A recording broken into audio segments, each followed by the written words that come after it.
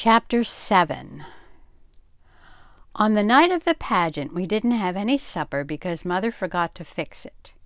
My father said that was all right. Between Mrs. Armstrong's telephone calls and the pageant rehearsals, he didn't expect supper anymore. When it's all over, he said, we'll go someplace and have hamburgers. But Mother said when it was all over, she might want to go someplace and hide. We've never once gone through the whole thing, she said. I don't know what's going to happen. It may be the first Christmas pageant in history where Joseph and the wise men get in a fight and Mary runs away with the baby. She might be right, I thought, and I wondered what all of us in the angel choir ought to do in case that happened. It would be dumb for us just to stand there singing about the holy infant if Mary had run off with him. But nothing seemed very different at first. There was the usual big mess all over the place, baby angels getting poked in the eye by other baby angels' wings and grumpy shepherds stumbling over their bathrobes. The spotlight swooped back and forth and up and down till it made you sick at your stomach to look at it, and as usual, whoever was playing the piano pitched "Away in a Manger" so high we could hardly hear it, let alone sing it.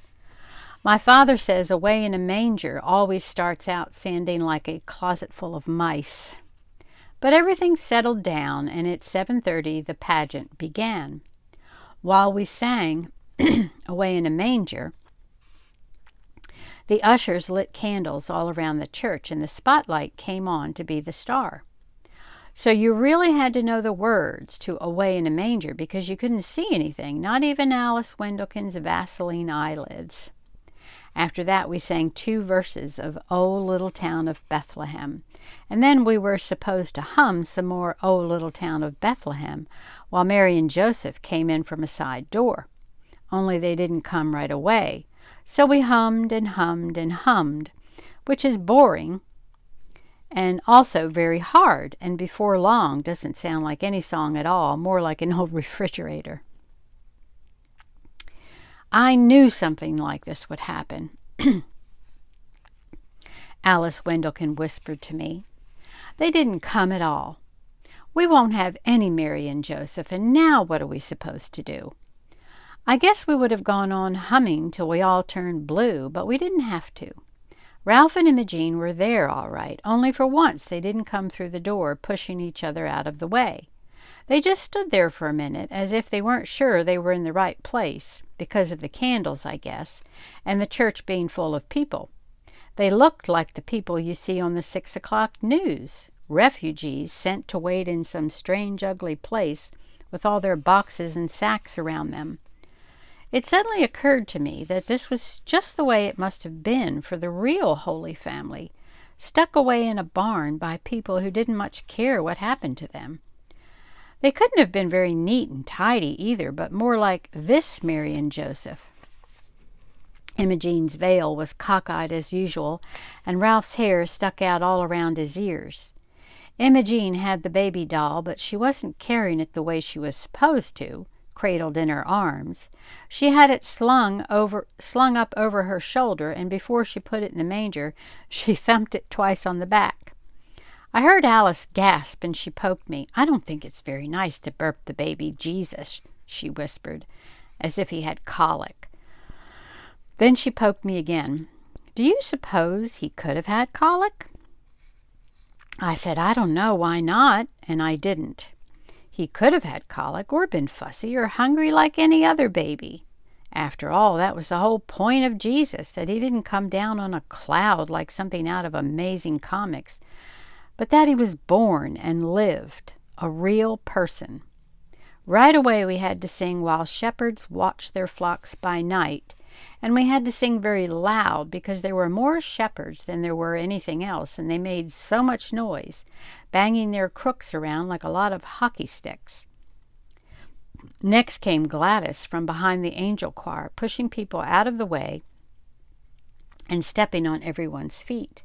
Since Gladys was the only one in the pageant who had anything to say, she made the most of it. Hey, unto you a child is born, she hollered, as if it was for sure the best news in the world. And all the shepherds trembled, sore afraid of Gladys mainly, but it looked good anyway. Then came 3 carols about angels. It took that long to get the angels in because they were all primary kids and they got nervous and cried and forgot where they were supposed to go and bent their wings in the door and things like that. We got a little rest then, while the boys sang "We 3 Kings of Orient Are," and everybody in the audience shifted around to watch the wise men march up the aisle. "What have they got?" Alice whispered. I didn't know, but whatever it was heavy. Leroy almost dropped it. He didn't have his frankincense jar either, and Claude and Ollie didn't have anything, although they were supposed to bring the gold and the myrrh. "I knew this would happen," Alice said for the second time. "I bet it's something awful." "Like what?" "Like a burnt offering. You know the Herdmans." Well, they did burn things, but they hadn't burned this yet. It was a ham, and right away I knew where it came from. My father was on the church charitable works committee. They give away food baskets at Christmas, and this was the Herdman's food basket ham. It still had the ribbon around it saying "Merry Christmas." "I'll bet they stole that," Alice said. "They did not. It came from their food basket, and if they want to give away their own ham, I guess they can do it." But even if the Herdmans didn't like ham, that was Alice's next idea, they had never before in their lives given anything away except lumps on the head. So you had to be impressed. Leroy dropped the ham in front of the manger. It looked funny to see a ham there instead of the fancy bath salts jars we always used for the myrrh and the frankincense. And then they went and sat down in the holy space, in the only space that was left. While we sang "What Child Is This?" the wise men were supposed to confer among themselves and then leave by a different door, so everyone would understand that they were going home another way. But the Herdmans forgot or didn't want to or something, because they didn't confer and they didn't leave either. They just sat there, and there wasn't anything anyone could do about it. "They're ruining the whole thing," Alice whispered, but they weren't at all. As a matter of fact, it made perfect sense for the wise men to sit down and rest, and I said so. They're supposed to have come a long way. You wouldn't expect them just to show up, hand over the ham, and leave. As for ruining the whole thing, it seemed to me that the Herdmans had improved the pageant a lot, just by doing what came naturally, like burping the baby, for instance, or thinking a ham would make a better present than a lot of perfumed oil. Usually by the time we got to Silent Night, which was always the last carol, I was fed up with the whole thing and couldn't wait for it to be over. But I didn't feel that way this time. I almost wished for the pageant to go on with the Herdmans in charge, to see what else they would do that was different. Maybe the wise men would tell Mary about their problem with Herod, and she would tell them to go back and lie their heads off. Or Joseph might go with them and get rid of Herod once and for all. Or Joseph and Mary might ask the wise men to take the Christ child with them, figuring that no one would think to look there. I was so busy planning new ways to save the baby Jesus that I missed the beginning of Silent Night. But it was all right, because everyone sang Silent Night, including the audience.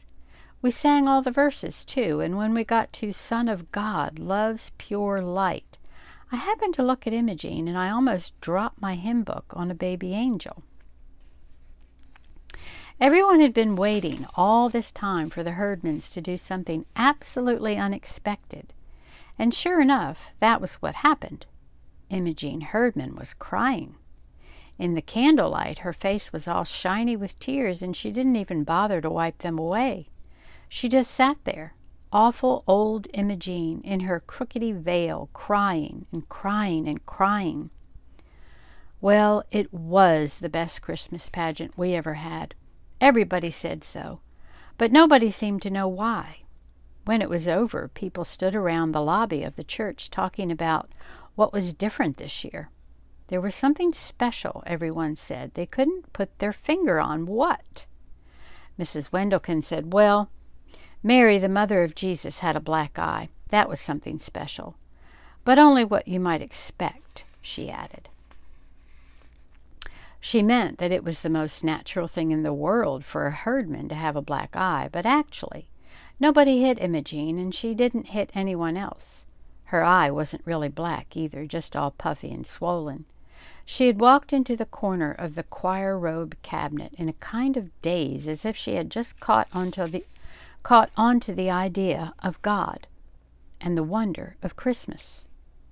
And this was the funny thing about it all. For years, I'd thought about the wonder of Christmas and the mystery of Jesus' birth and never really understood it. But now, because of the Herdmans, it didn't seem so mysterious after all.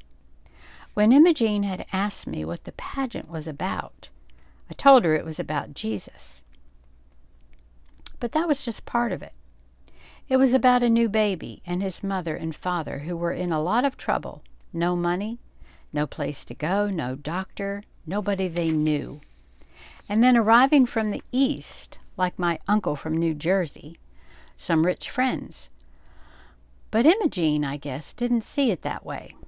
Christmas just came over her all at once, like a case of chills and fever, and so she was crying and walking into the furniture. Afterward, there were candy canes and little tiny testaments for everyone, and a poinsettia plant for my mother from the whole Sunday school. We put the costumes away and folded up the collapsible manger, and just before we left, my father snuffed out the last of the tall white candles. "I guess that's everything," he said as we stood at the back of the church. "All over now. It was quite a pageant." Then he looked at my mother. "What's that you've got?"